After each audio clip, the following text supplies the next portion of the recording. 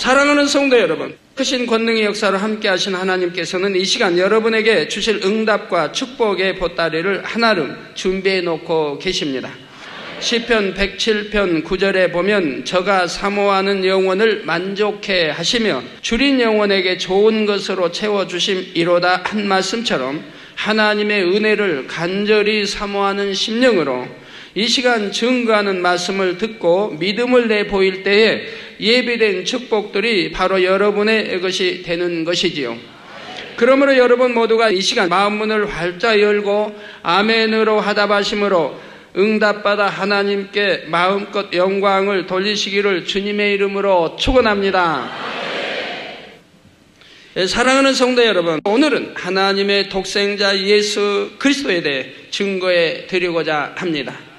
여러분 중에 예수 그리스도라는 이름을 들어보지 못한 분은 거의 없을 것입니다.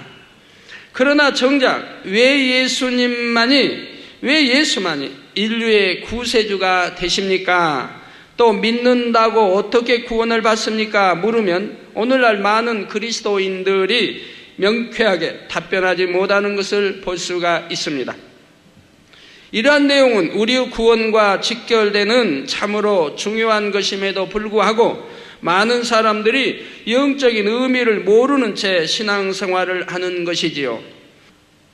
그러므로 이 시간에는 예수가 누구시며 또 어떻게 믿어야 바로 믿어 구원에 이르게 되는지 증거해 드리도록 하겠고요. 오늘 말씀을 통해 믿지 않던 분들은 주님을 영접하며 믿는 분들은 다시 한번 자신의 믿음을 새롭게 정립하는 소중한 기회로 삼으시기 바랍니다. 그래서 여러분 모두가 금보다 더 귀한 믿음을 소유하심으로 영생의 축복과 아울러 믿음대로 역사해 주시는 살아계신 하나님을 만나실 수 있기를 기원합니다. 사랑하는 성도 여러분, 그러면 예수님은 어떤 분이실까요? 이런 질문에 대해 세상 사람들 중에는 예수님을 세계 4대 성인 중에 하나라고 말하기도 합니다.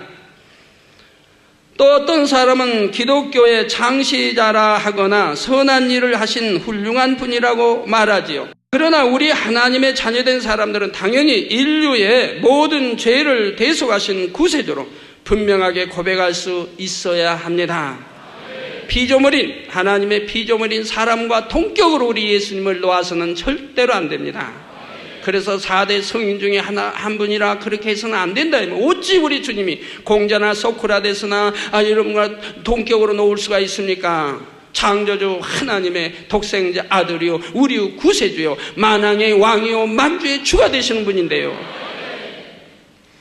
그런데 예수님 당시 예수님을 대하는 사람들의 반응은 여러 가지였던 것을 볼 수가 있습니다. 마태복음 16장에 보면 예수님께서 제자들에게 사람들이 인자를 누구라 하느냐 물으십니다. 이에 대답하기를 더러는 세례 요한, 더러는 엘리야, 어떤 이는 예레미야나 선지자 중에 하나이다 하지요. 그러자 이번에는 예수님께서 제자들을 향하여 너희는 나를 누구라 하느냐 물으셨는데 이때 베드로는 아주 놀라운 고백을 하게 됩니다. 주는 그리스도시요 살아계신 하나님의 아들이시니이다. 이 고백을 들으신 예수님께서는 바요나 시몬아 내가 복이 있도다. 이를 내게 알게 한 이는 혈육이 아니요 하늘에 계신 내 아버지시니라 라고 칭찬해 주시지요. 바로 베드로는 예수님께서 베푸시는 수많은 권능의 역사를 친히 옆에서 지켜보며 예수님께서 정령이 창조주 하나님의 아들이시요 온 인류를 구원할 그리스도이심을 깨달았던 것입니다. 물론 깨닫게 해주신 이는 하나님이시고요.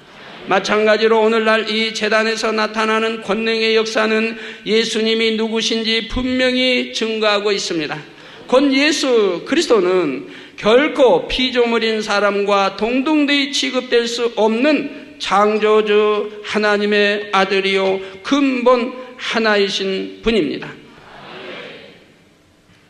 빌립보서 2장 6절에도 보면 그는 근본 하나님의 본체시나 하나님과 동등됨을 취할 것으로 여기지 아니하시고 말씀하고 있지요. 사랑하는 성도 여러분, 그러면 왜 창조주 하나님과 하나인 예수님께서 사람의 모양으로 이 땅에 오신 것일까요? 하나님이 누구신지 예수님이 누구신지 모르시는 분들 말씀을 잘 들으셔야 합니다. 듣고 오늘 듣는 말씀이 깨우쳐져야 하고, 깨우쳐지고 믿음으로 다 오늘 성령을 받아야 여러분들이 치료가 된다는 사실이에요. 성령을 받을 때에, 하나님이 보내주시는 선물로 주시는 성령을 받을 때에 하나님의 아들, 딸, 자녀가 되는 것이고 바로 치료의 역사도 나타나는 것이라 이 말입니다. 자, 바로 여기에는 왜 창조주 하나님과 하나인 예수님께서 사람의 모양으로 이 땅에 오신 것일까요? 바로 여기에는 하나님의 깊은 사랑과 놀라운 섭리가 담겨 있습니다. 먼저 인류의 역사를 거슬러 올라가면 인류의 시조인 아담과 하와가 나옵니다. 하나님께서는 하나님의 형상을 쫓아 흙으로 사람을 지으시고 그들을 에덴 동산에 이끌어 들이셨습니다. 그 에덴 동산 중앙에는 생명나무와 선악을 알게 하는 나무가 있었는데 하나님께서는 동산 각종 나무의 실과는 먹되 선악을 알게 하는 나무의 실과는 먹지 말라, 먹는 날에는 정령 죽으리라 말씀하셨지요. 그런데 오랜 세월이 흐른 뒤 원수마귀의 사주를 받은 뱀이 하와를 유혹하니 하와가 그 실과를 따먹고 남편인 아담에게도 주어 먹게 하였습니다. 이처럼 하나님의 말씀에 불순종하여 선악과를 따먹은 결과 에덴에서 쫓겨나고 하나님께서 정령 죽으리라 하신 대로 생명이었던 아담은 영이 죽고 육체의 사람으로 타락하고 말았던 것입니다. 그런데 불행은 여기서 끝난 것이 아닙니다. 로마서 6장 16절에 누구에게 순종하든지 그 순종함을 받는 자의 종이 된다고 하는 영계의 법칙대로 사단의 음성을 듣고 그에 순종하고만 아담과 하와는 그때부터 하나님께 속한 자가 아니라 원수 마귀에 속한 자가 되고 만 것입니다. 따라서 아담과 하와의 죄를 이어받은 온 인류는 원수 마귀의 종이 되어 온갖 고통과 시험을 당하게 되었습니다. 그러므로 하나님의 저주를 받아 아담 하와는 에덴 동산에서 쫓겨나 버리고 말죠. 쫓겨나 이 땅으로 쫓겨나 버리게 되고 만다 이 말이에요. 그리고 로마서 6장 23절에 죄의 싹은 사망이라 한 대로 결국에는 죽음에 이르게 되는 비참한 운명에 놓이게 된 것이지요. 어떤 사람은 하나님은 사랑이신데 왜 사람들이 고통받는 것을 보고도 가만히 계십니까? 묻기도 합니다. 그러나 하나님은 사랑이신 동시에 공의의 하나님이심을 알아야 합니다. 이 세상에서도 사람이 죄를 지으면 형벌을 받고 대가를 치러야 하지요. 마찬가지로 영적인 세계에서도 사람이 죄를 지으면 반드시 사망이라는 대가를 치러야 한다는 사실입니다. 로마서 5장 12절 13절에는 한 사람으로 말미암아 죄가 세상에 들어오고, 즉 아담으로 말미암아 죄가 세상에 들어오고 죄로 말미암아 사망이 왔나니, 죄로 말미암아 사망이 왔다 이 말이에요. 죄의 싹은 사망이라고 했기 때문에, 즉 죄를 지으면 사망인데 이 사망의 영적인 뜻은 뭐냐? 지옥 가는 걸 말한다 이 말입니다. 영원한 형벌, 불의 영원한 형벌을 받는 지옥으로 들어가는 것을 사망이라고 하는 거예요. 세상 사람들, 하나님을 믿지 않은 세상 사람들은 지옥을 믿지 않기 때문에, 지옥을 모르기 때문에 사망하면 한 줌의 흙으로만 돌아가는 줄 아는데 그렇지 않다 이 말입니다. 육은 한 줌의 흙으로 돌아갈지라도 육 안에 있는 참 주인인 영혼, 하나님 믿지 않은 사람은 혼은 지옥으로 가게 된다 이 말이에요. 그래서 죄가 세상에 들어오고 죄로 말미암아 사망이 왔나니 이와 같이 모든 사람이 죄를 지었으므로 사망이 모든 사람에게 이르렀느니라 말씀하고 있습니다. 모든 사람에게 사망이 이르렀다 이 말입니다. 곧 첫사람 아담이 죄를 지었으므로 아담의 후손인 온 인류도 죄 가운데 거하여 죄의 형벌인 사망을 당하게 되었다는 말씀이지요. 그런데 여기서 사망이란 단순히 육체의, 우리 눈에 보이는 이 몸, 육체의 죽음을 뜻하는 것이 아닙니다. 이 죽음은 영원한 형벌, 곧 지옥을 말하지요. 이 지옥의 형벌에서 스스로 벗어날 수 있는 사람은 아무도 없습니다. 그러므로 사랑의 하나님께서는 인류를 위하여 구원의 길을 예비하시고 때가 이름에 이 땅에 보내셨으니 이가 곧 예수 그리스도이신 것입니다. 사랑하는 성도 여러분, 사도행전 4장 12절에 보면 다른 이로서는 구원을 얻을 수 없나니 천하 인간의 구원을 얻을 만한 다른 이름을 우리에게 주신 일이 없음이니라 했습니다. 즉 여호와 만군의 여호와 하나님께서 다른 어떠한 이름으로 구원받게 주신 일이 없다 이 말입니다. 이 세상에 온갖 영웅 호골도 있고 성인 군자도 있고 다 있지만 그런 이름으로 구원받는 게 아니라 이 말. 오직 예수 그리스도 이 한 분 외에는 구원받을 이름을 주신 적이 없다고 말씀하시는 겁니다. 어떤 사람은 예수님을 믿어야만 구원받아 천국에 간다고 하면 기독교를 독선적이라고 비난하기도 합니다. 그러나 왜 예수만이 우리의 죄를 대속해 줄 수 있는 구세주가 되시는지 그 이유를 깨닫는다면 오히려 그 안에서 하나님의 진한 사랑을 느끼게 될 것입니다. 왜 예수님만이 우리의 구세주가 되시냐? 석가모니도 있겠고 공자도 있겠고 영호골도 있고 이름 있는 유명한 사람들도 많은데 십자가에 처참하게 돌아가신 바로 예수님만의 이름으로 우리가 구원을 받는 것이냐 이 말이에요. 그 이유가 무엇인지를 오늘 여러분들이 잘 들으셔야 한다 이 말이에요. 그래야 치료받는다 이 말이에요. 그래야 치료받아요. 그러고 믿어야. 예를 들어 이 세상의 나라들에도 법이 있어서 그 법대로 모든 것이 이루어지고 사회 질서가 유지됩니다. 마찬가지로 영계에도, 즉 하나님 나라, 영원히 사는 나라 영계에도 영계의 법이 있어서 인류의 죄를 대속할 구세주가 되기 위해서는 이 법칙을 100% 만족시켜야만 하지요. 그러면 구세주가 되기 위한 영계의 법칙은 무엇인지 이제부터 4가지로 말씀드리도록 하겠습니다. 첫째로 구세주는 사람이어야 한다. 우리 죄인을 구원해 줄 구세주, 죄를 대속해 줘서 구원에 이르게 할 수 있는 이 구세주는 사람이어야 한다 이 말입니다. 사람이어야 한다. 내가 왜 죄인입니까? 아까도 설명했지. 아담 하와가 죄를 지었어요. 선악과를 따먹고 하나님 불순종한 죄를 지어 원수 마귀에게 속해버렸다면, 그래서 저주받음으로 에덴 동산을 쫓겨나버렸다면, 그리고 그 후손 모두는 죄인이 되었다면, 왜 아담과 하와의 핏줄을 받은 그의 후손들은 그 핏줄을 이어서 죄가 이어져 나온다 이 말이에요. 죄가 이어져 나와요. 부모의 죄가 이어져 나온다 이 말이에요. 아이고 왜 죄가 다 이어져 나옵니까? 여러분 한번 생각해 보세요. 여러분이 어떻게 태어났습니까? 여러분 육의 아버지와 육의 어머니를 통해 태어나지 않습니까? 그 육의 아버지의 정자를 육의 어머니의 난자가 결합하여 여러분이 잉태되었다 이 말입니다. 그러면 여러분을 낳아주신 육의 부모의 정자, 난자가 우리 눈에 보입니까? 우리 현미경으로 봐야 보이는, 우리 눈으로 보이지 않는 아주 적은 씨에 불과하다 이 말이에요. 아주 적은 생명체라 이 말이에요. 눈에 보이지도 않은 그런 적은 생명체 안에 바로 무엇이 들어있냐?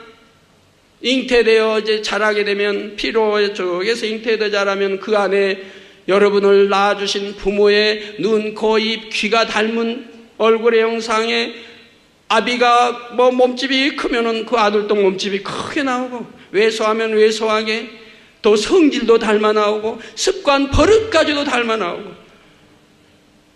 또 몸의 어떤 형태를 그대로 닮아 나오는 걸 보죠. 오장육부 머리에서 발끝까지 오장육부 뼈마디 신경질 세포가 그대로 닮아 나고, 성질도 닮아 나고, 성격도 닮아 나고, 눈에도 보이지 않는 그 적은 씨 난자 안에, 정자 안에, 난자 안에 다 부모의 그런 기들이, 그런 것들이 다 들어있다. 생김새 모양까지도. 그러니까 그 안에 죄성도 흘러 그대로 들어온다 이 말이에요. 나비가 혈기가 많으면 아이도 혈기가 많아서 젖 빨리 안 주면 그냥 강그라진다고 하나요? 그냥 기절 직전에 막 이르게 우러자치는 거 보잖아요. 그 아버지가 혈기가 많았다는 증거죠. 그도 닮아 나온다 이 말, 닮아 나와. 아니면 부모 안 닮으면 할머니를 닮든 할아버지를 닮든 또 닮아 나오는 거 봐요. 어디가 닮아도 닮아 나와요. 많이 닮은 사람, 아주 쏙 빼닮은 그런 자녀도 있고, 아니면 절반, 아니면 엄마 아빠 절반 빼닮기도 하고, 얕은 닮아 나와요. 뭔가는 닮아 나와야지 그것 전혀 안 닮아도 좀 이상하지요. 자, 첫째로 구세주는 사람이어야 한다. 야, 나도 사람이니까 구세주가 될 수 있겠네요. 그렇지요. 첫째 조건이 사람이어야 합니다. 왜 그렇습니까?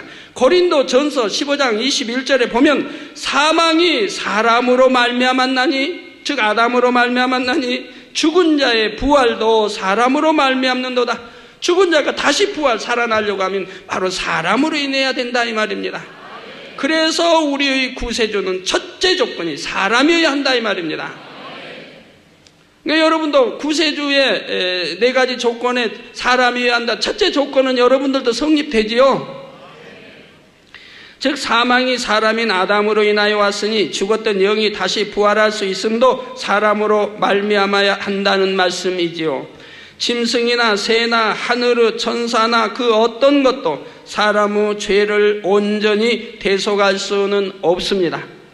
그러므로 구세주의 조건을 만족시키기 위해 예수님께서는 하늘 영광을 다 버리시고 사람의 몸으로 이 땅에 오셔야만 했던 것입니다. 예수님이 사람으로서 이 땅에 오셨다는 것은 역사를 통해서도 분명히 알 수가 있습니다. 인류 역사는 예수님의 탄생을 기준으로 해서 BC, AD로 나누어집니다. 여러분 달력에 보시면 다 나오지요. BC, Before Christ.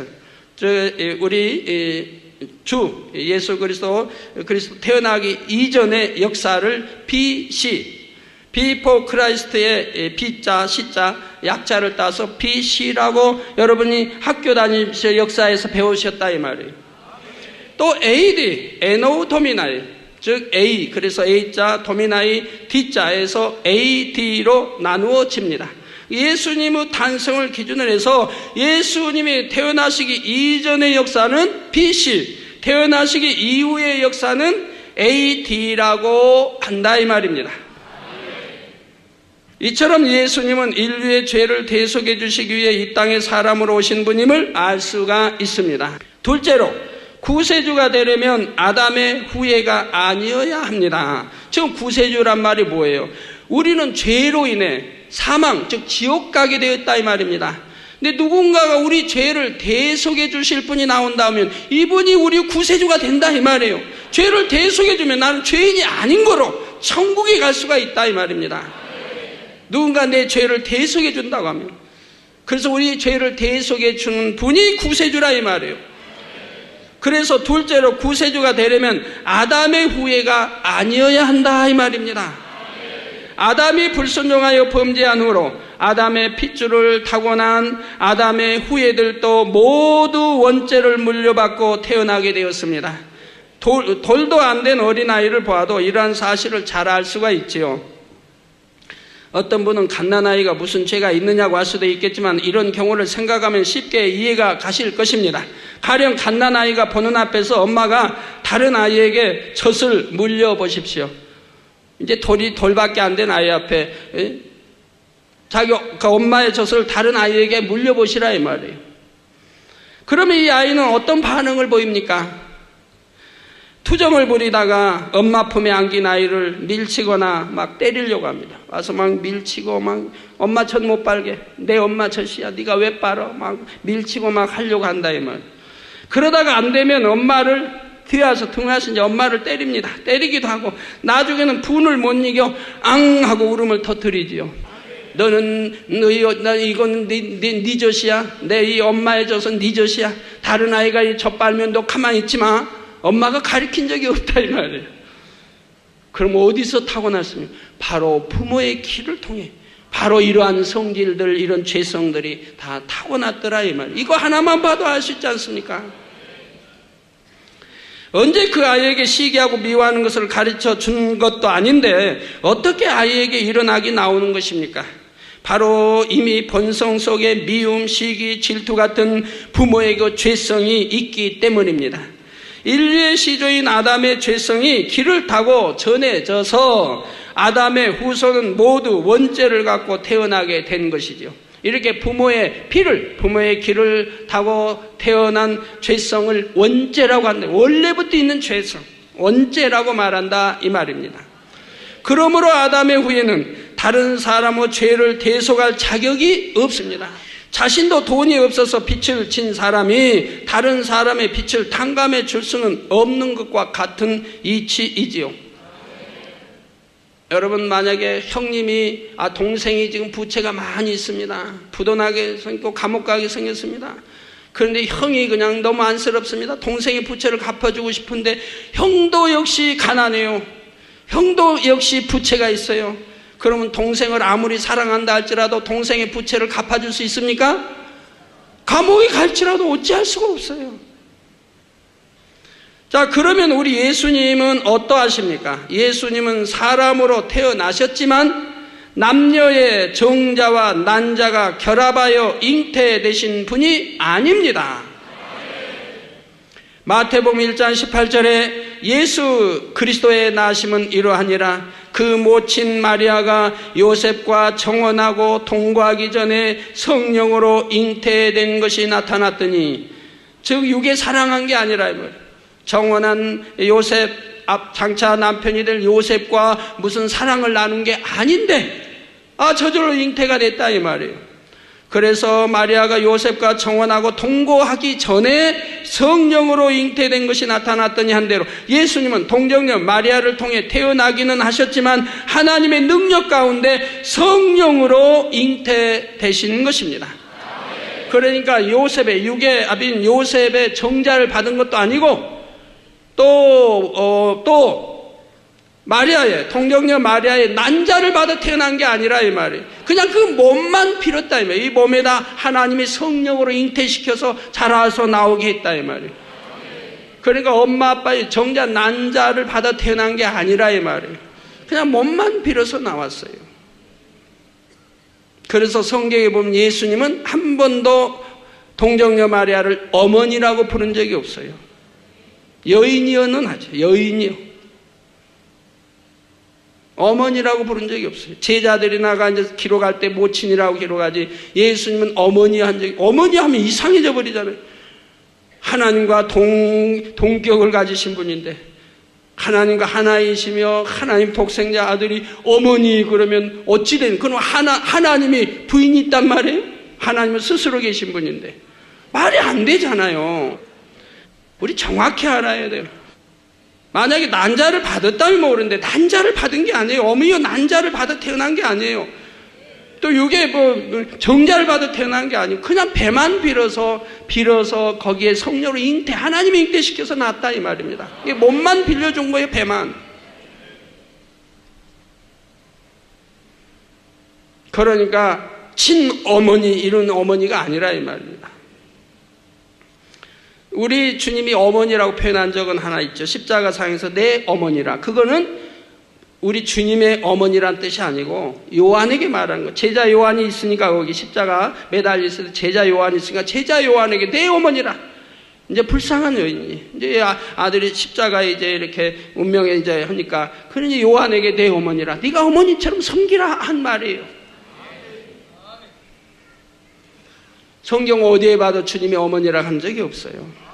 여인이여라고는 하죠. 그러므로 예수님은 원죄가 없으시며 구세주의 조건에 합당한 분이라는 사실입니다. 즉 원죄가 죄가 없어야 죄인의 죄를 대속할 수 있는데 바로 이 성령으로 잉태되어 나셨기 때문에 원죄가 없더라 이 말입니다. 그래서 성령으로 잉태되어 나신 거예요. 예수님이 왜 성령으로 잉태되어 나셨냐? 바로 원죄가 없어야 하기 때문에 성령으로 하나님이 잉태시켜서 나시게 하셨다 이 말입니다. 셋째로 구세주가 되려면 힘이 있어야 합니다. 구세주가 되려면 힘이 있어야 한다 이 말이에요. 전쟁에서도 보면 적군에게 잡힌 포로를 되찾아오려면 상대를 이길 수 있는 힘이 있어야 합니다. 마찬가지로 원수 마귀의 권세 아래 있는 죄인을 다시 하나님 품으로 되찾아오려면 힘이 있어야 하는 것입니다. 그러면 항우장사가 힘이 세니까 제일 좋겠네요. 그런 때는.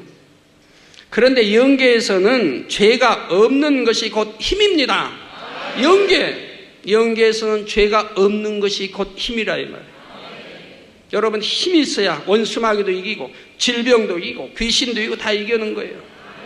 그렇기 때문에 죄를 회개하라고 늘 하는 거예요. 하나님의 말씀을 듣고 죄가 뭔지 알아서 죄를 회개하라고. 죄를 회개할 때 바로 이 영권을 주어지고 힘이 오는 것이라. 하나님의 능력을 받을 수 있고 힘이 오는 것이라 이 말이에요. 내가 이런 힘을 받을 때 원수마귀 질병을 태워버리고 물리칠 수 있고 나 지킴받을 수가 있다 이 말이에요. 그래서 영계에서는 죄가 없는 것이 곧 힘입니다.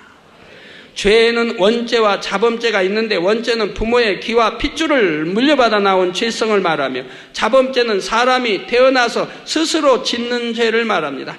여러분, 태어나서 이제 얼마나 스스로 30이면 30, 40, 50이면 60, 70이면 70까지 얼마나 많은 죄를 지었습니까? 하나님 66권 말씀 안에 하지 말라 한 것을 한 것이 다 죄입니다. 또 버리라 한 것을 버리지 않은 것이 죄입니다. 지키라 한 것을 지키지 않은 것이 죄이고요. 하라 하는 것을 하지 않은 것이 다 죄인 것입니다. 시기 질투하지 마라 했는데 시기 질투했어. 이게 다 죄라 이 말이에요. 악은 모양이라도 버리라 했는데 버리지 않았어요. 하지 말라 얼마나 많아요. 그런데 하지 말라는 건 하고 하라는 건 안 하고 버리라는 건 안 버리고 얼마나 하나님을 대적하여 많은 죄들을 지어왔어요. 더군다나 그리스도인이라고 하면서. 그러기 때문에 병이 오고 질병이 오는 것이라 이 말이에요. 재앙도 만나고 여러 가지 어려움도 당하고 한다 이 말이에요. 원죄는 부모의 기와 핏줄을 물려받아 나온 죄성을 말하며, 자범죄는 사람이 태어나서 스스로 짓는 죄를 말합니다.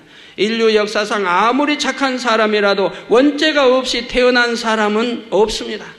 또 살면서 한 번도 죄를 짓지 않은 사람은 없습니다. 그런데 우리 예수님만은 성령으로 잉태되셔서 원죄가 없으실 뿐 아니라 태어나서부터 하나님의 율법을 온전히 준행하심으로 아무런 자범죄도 짓지 않으셨지요. 히브리서 7장 26절에 보면 주님에 대하여 거룩하고 악이 없고 더러움이 없고 죄인에게서 떠나 계시고 하늘보다 높이 되신 자라 했습니다. 이처럼 예수님은 죄가 전혀 없는 분이시기에 원수마귀 사단을 이길 영적인 힘이 있으신 것입니다. 여기서 우리는 또 한 가지 중요한 사실을 깨우칠 수 있어야 하겠습니다. 바로 여러분도 하나님의 말씀대로 살아 죄에서 떠난 만큼 원수마귀를 지배하고 다스릴 영적인 힘을 가질 수 있다는 사실입니다. 그 증거로 제가 단에서 예수 그리스도의 이름으로 명할 때 어떤 역사가 나타나는지 여러분은 보셨습니다. 한 예로 파키스탄의 신시아라는 소녀는 셀리악이라는 질병으로 위독한 상태에 있었는데, 그 소녀의 언니가 신시아의 사진을 가지고 와서 제게 기도를 받았습니다. 저 화상을 좀 보세요. 얼마나 참 비참합니까? 뼈가 이제 앙상하게 이제 말라가지고. 그러자 죽어가던 아이가 바로 그 시간부터 회복되면서 깨끗이 치료를 받게 되었던 것입니다. 바로 그 언니가 대전에 살았는데 사진을 가지고 저한테 기도를 받았어요. 제가 기도해준 그 시간에, 동일하게 그 시간에 그 병원에서 역사가 일어났다 이 말이에요. 치료받았다 이 말이에요. 가지고 일어나 걷고, 그래가지고 지금은 건강해가지고 찬양도 인도하고 학교도 잘 다니고 이렇게 변했다 이 말이에요. 또한 미국의 한 목사님은 급성내암에 걸려 길어야 4일밖에 살지 못한다고 진단을 받았는데 인터넷 통해 환자 기도를 받은 후에 호전대 한국에 감사 인사를 오시기도 했습니다. 이 밖에도 해외에 계신 많은 분들이 시공을 초월한 하나님의 권능을 통해 각종 질병들을 치료받고 간증해 오고 있습니다. 수도 없이 많이 와요. 매주. 죄 없으신 예수님께서 원수마귀를 이기고 인류의 죄를 대속하신 것처럼 우리도 죄를 버리고 빛 가운데 거하는 만큼 어둠을 지배하고 다스릴 권세가 주어지게 되는 것입니다.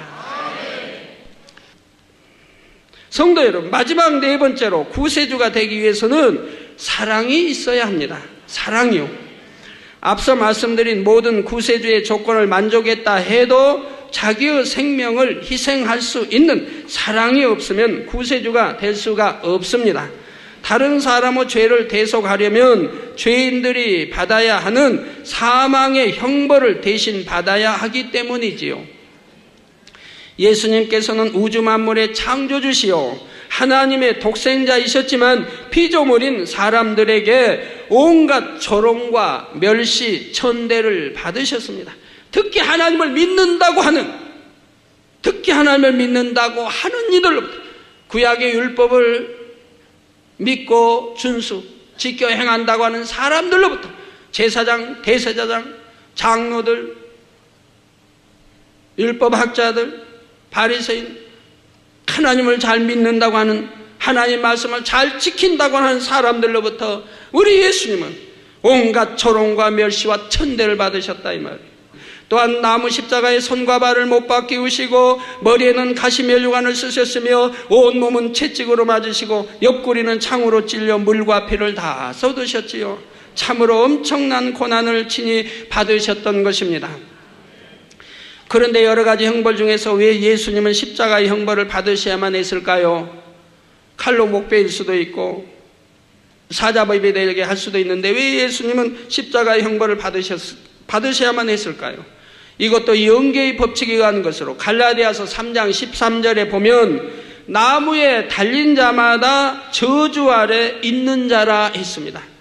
그래서 예수님은 죄인들을 대신하여 저주를 받기 위해 나무 십자가에 달려 죽으신 것입니다.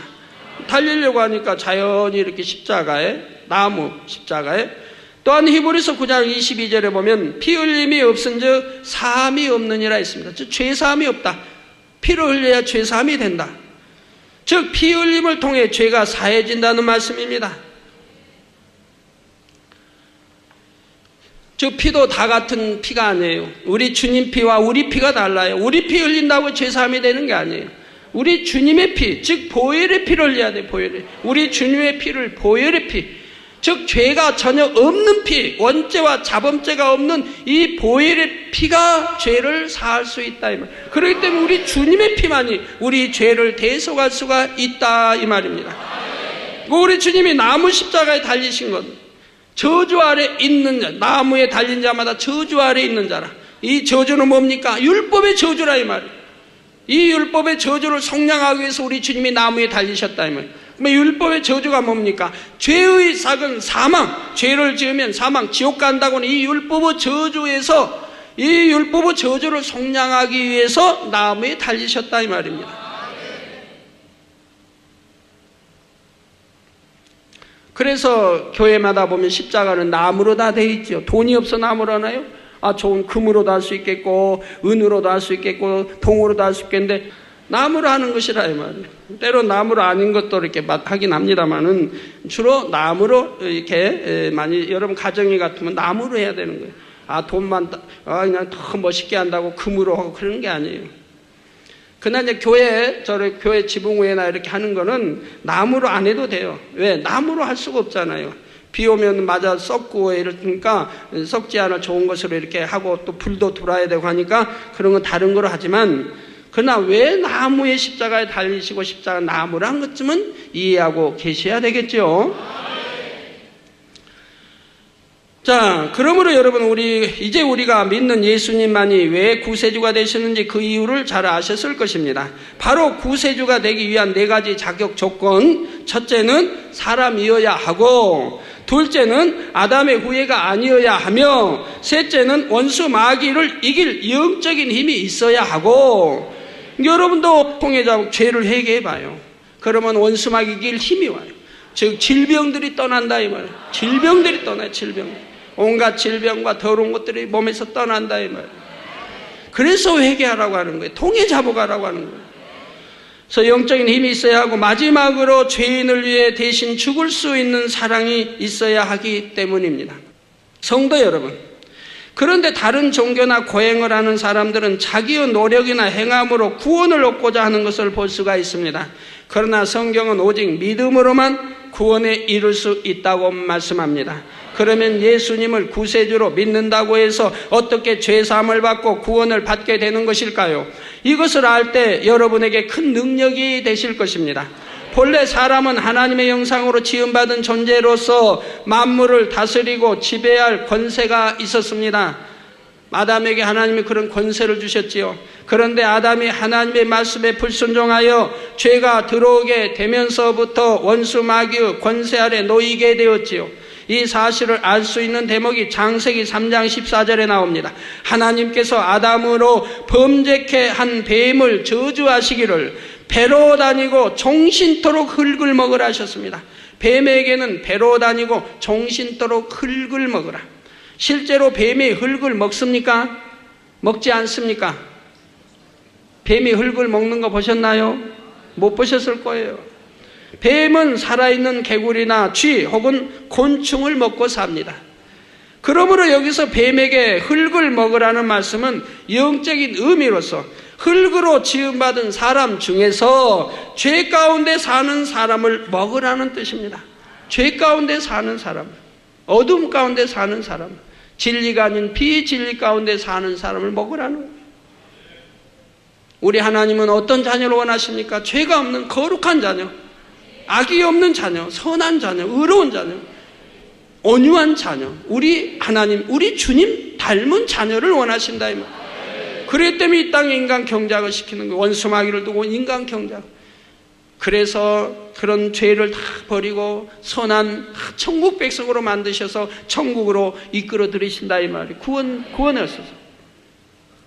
그래서 죄를 지으면 영계의 법칙에 따라 원수 마귀가 시험 환난을 가져다 주고 갖가지 재앙과 어려움을 주며 질병과 여러 가지 문제들을 가져다 주는 것이지요. 그러나 사랑의 하나님께서는 원수 마귀로부터 인류를 구원하시기 위한 섭리를 예비해 두셨습니다.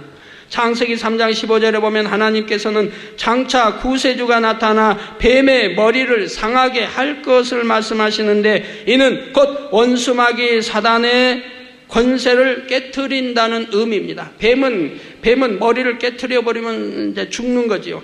바로 하나님께서 장차 구세주가 나타나서 뱀의 머리를 상하게 한다. 즉 원수 마귀 사단의 권세를 깨트려 버린다는 거예요. 바로 이 예언이 예수 그리스도를 통해 성취된 것이지요.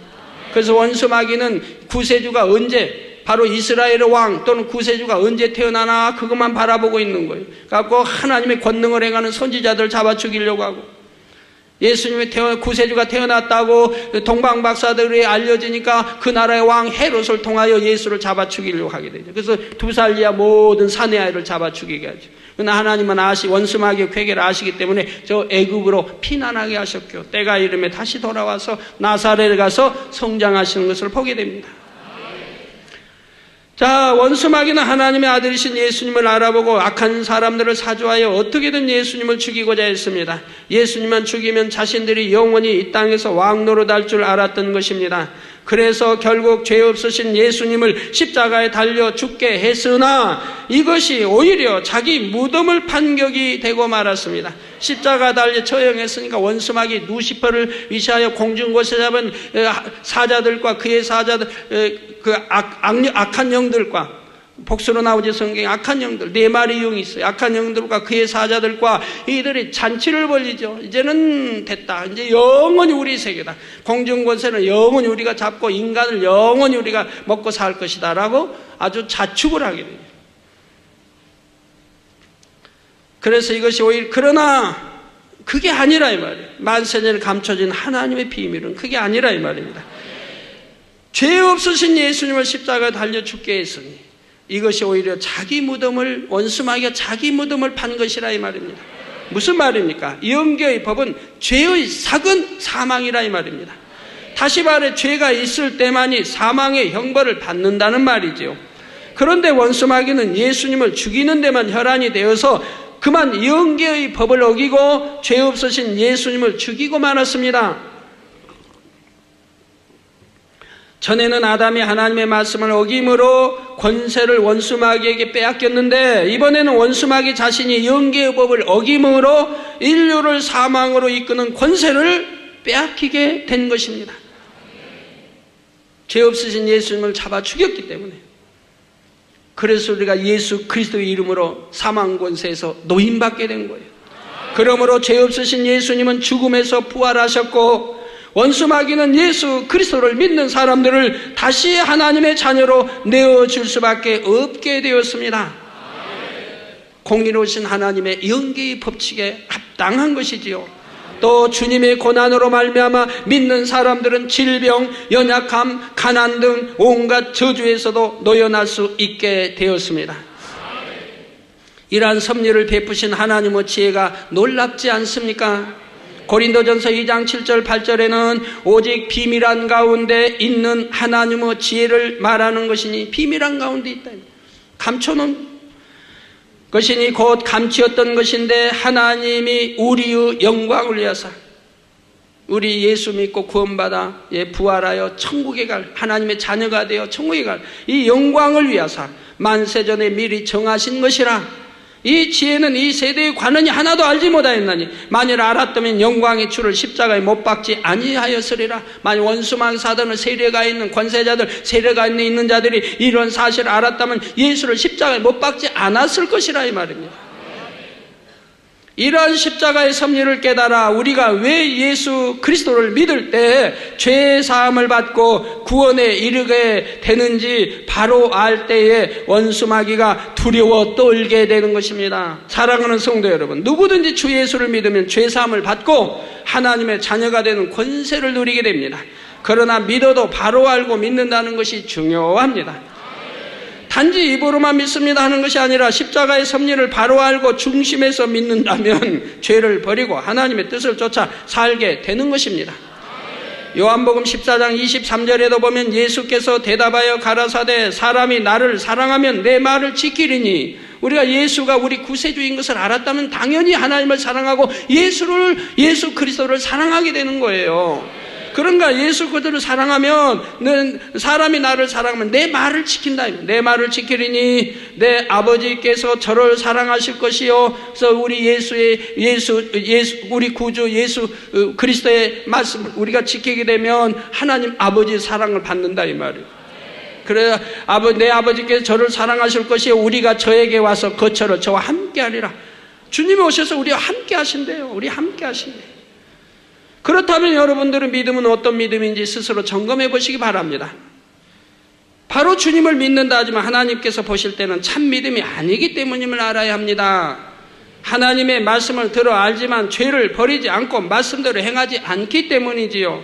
가장 기본적인 10계명만 봐도 안식일을 지키라 하신 말씀을 알면서 자기 사정에 따라 주의를 어기기도 하고 반쪽만 지키기도 합니다. 그냥 대배 오전 예배만 드리고 저녁 예배는 안 드리고 반쪽만 지켜요.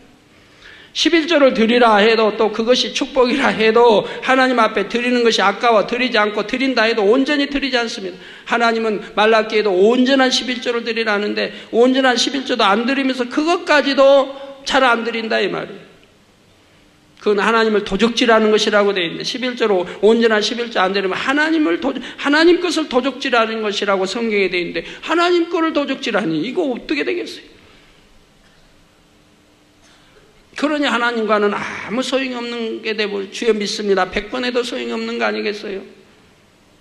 아무리 기도해도 응답이 될 리가 없는 것이고요. 원수까지 사랑하라 하셨는데 원수도 아닌데 미워하고 판단하고 정죄하며 감정을 만들어냅니다. 하나님은 원수도 사랑하라 합니다. 원수가 어디 있어요, 여러분 주위에? 그런데도 미워하고 한다, 이 말이에요. 누가 나를 찌르면 나도 같이 찌르고, 형제를 속이고 내 유익을 위해서라면 상대가 피해를 입든 말든 상관치 않고요. 주님은 우리의 모든 죄를 대속해 주셨건만 누가 잘못하면 용서치 않고 혈기를 내며 행한 대로 갚아주고자 악을 바라기도 합니다. 창조주 하나님 앞에서도 수없이 약속을 어기고 변개하는가 하면 어려움이 오면 세상 사람들과 똑같이 원망하고 탄식하는 모습도 있습니다. 이것을 어찌 참된 믿음이라 하겠습니까? 정령이 믿는다면 악을 모양이라도 버리고 죄인을 위해 생명까지 내어주신 주님을 본받아 나가야 하는 것입니다. 이것이 바로 주님을 믿는 증거인 것이지요. 결론을 말씀드립니다. 사랑하는 성도 여러분, 오늘 본문 이브리서 12장 1절에 보면 이러므로 우리에게 구름같이 둘러싼 허다한 증인들이 있으니 했습니다. 수많은 믿음의 선진들과 예수님의 제자들과 사도들이 우리 앞에 믿음의 증인들로 서 있는 것이지요. 여러분도 이런 축복의 대열에 들기 위해 어떻게 해야 할지 1절 후반절 2절에는 말씀하고 있습니다. 모든 무거운 것과 얽매이기 쉬운 죄를 벗어버리고 인내로서 우리 앞에 당한 경주를 경주하며 믿음의 주여 또 온전케 하시는 이 예수를 바라보자. 저는 그 앞에 있는 즐거움을 위하여 십자가를 참으사 부끄러움을 개의치 아니하시더니 하나님 보좌 우편에 앉으셨느니라. 십자가 지고 처참히 조롱받으며 피 흘려 돌아가시면 얼마나 부끄러운 일입니까? 그러나 이 부끄러움을 개의치 아니하시더니 하나님 보좌 우편에 앉아 계시게 됐다 이 말입니다. 이 말씀처럼 여러분이 지고 있는 모든 무거운 것과 얽매이기 쉬운 죄를 벗어버리고 하나님의 진리의 말씀대로 살리라 바로 이 시간 결단하시기를 부탁드립니다. 그럴 때 질병의 고통에서 벗어나며 마음의 평안과 기쁨이 임하게 됩니다. 인생의 여러 문제들이 해결됩니다. 여러분의 가정과 일터와 사업터에서 어둠이 물러가고 빛이 임하게 됩니다. 하나님의 놀라운 권능을 체험하게 되며 아름다운 천국에 들어가 영생의 축복을 누리게 됩니다. 담대히 하나님 앞에 나가 마음의 소원을 응답받고 영으로 온영으로 들어가는 축복을 받게 되지요. 이처럼 여러분 모두가 우리의 구세주 되신 예수 그리스도를 바로 믿고 빛으로 나오심으로 어둠의 권세를 당당히 이기며 승리하는 삶을 사시기를 존귀하신 주님의 이름으로 축원합니다.